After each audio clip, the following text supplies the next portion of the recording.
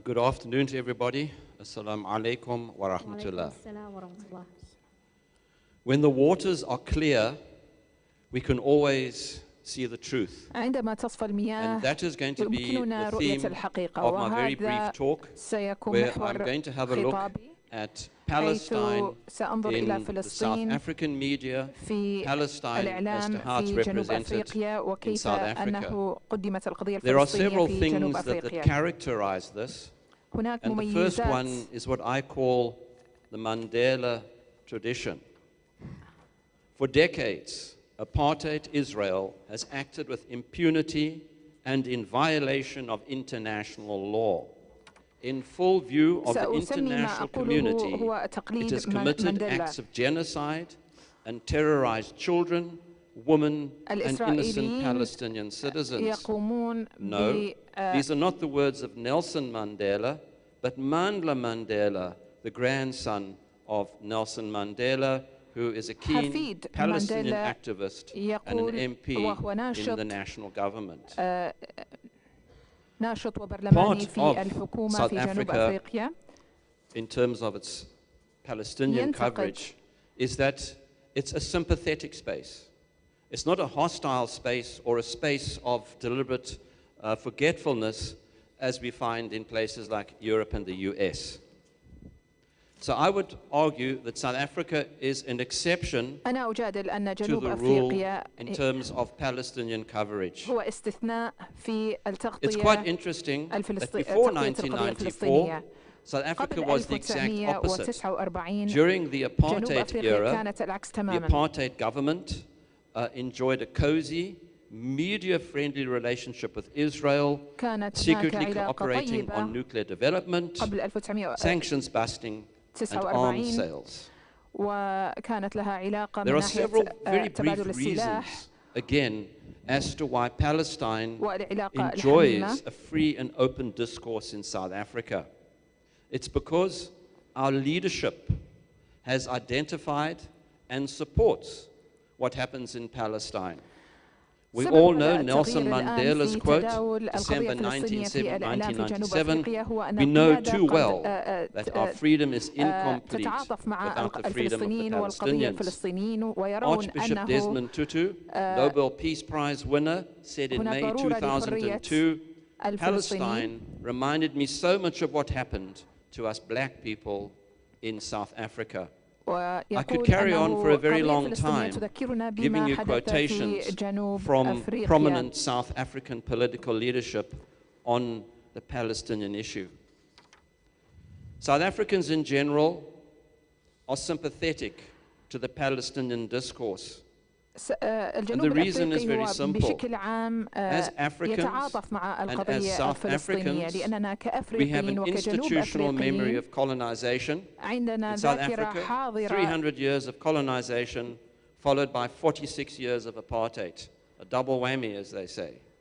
Most African countries have an institutional memory of just colonization. In South Africa, most of us see Israel unequivocally as an apartheid state. And sometimes comparisons are made between South Africa and between Israel. But we have to be very careful how we make our comparisons. And the safest departure point is the United Nations declarations of 1950 and 1973, and also what the Rome Statute says about apartheid being a crime against humanity. The political status of Israel is a crime against humanity. Just to inform the audience to not fall into the trap of comparing South African apartheid with Israeli apartheid, because there are pitfalls which the Hasbara Brigade love to point out. The first thing is, from 1910 until 1993, in South Africa, 1,850 laws were passed in the name of apartheid. Israel has only passed 65. So the Hasbara people will say, yeah, we've only got 65 laws, look at you guys.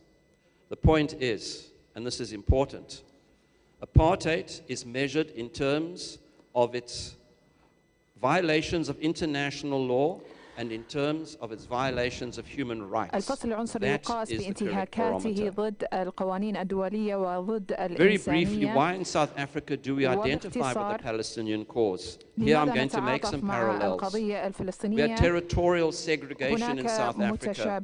Land Act 1913, less than 10% of arable land granted to black South Africans. Political segregation, 80% of the population forced onto 13% of the land in the form of 10 Bantustans. Kind of familiar in terms of the West Bank.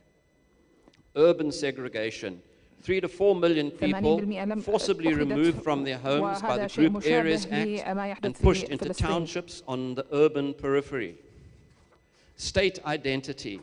The state being identified as an Afrikaner nationalist one at the expense of 90% of the population.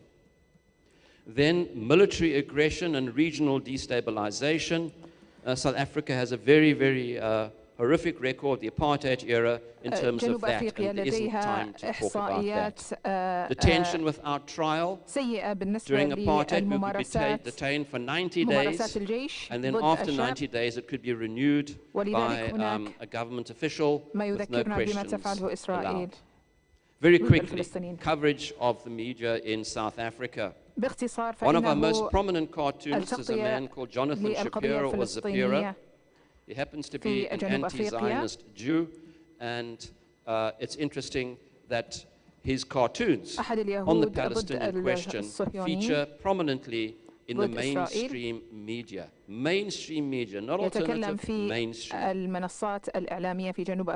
In South Africa, our Palestinian narrative is a very noisy one, and it's a very competitive space. I've got a number of examples of the South African Broadcasting Corporation featuring, for example, a 14-minute segment on the BDS. In another occasion, more than 20 minutes. Private commercial media doing a 22-minute feature on Palestine. These are regular things in our media and almost taken for granted. In terms of print media, in May this year, the Star newspaper in South Africa, the biggest circulating newspaper, on its front page, it had a front page entitled Gaza Fury, talking about the killings at the Gaza border, and also the headline, South Africa recalls ambassador from Israel. Front page, mainstream media, unapologetic. Other ways in which the media has been perpetuating itself in South Africa, billboards in the streets of Johannesburg, for example, put up by the BDS. That's a story in itself, not enough time to cover that. What comes out of our South African experience is that, as I said, where the waters are clear, you can see the truth. Our freedom of expression is guaranteed by a constitution. Our freedom of media is guaranteed by the constitution. And I feel in an environment where you can have truth put next to anti-truth, truth will always win the game.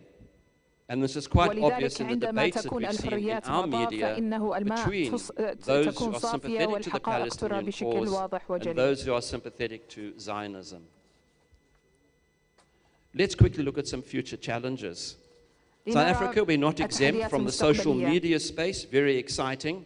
And what happens is when issues go viral, there's absolutely nothing that the Hasbara Brigade can do about it, in spite of hundreds of people sitting in Tel Aviv trying to disrupt and to undermine social media.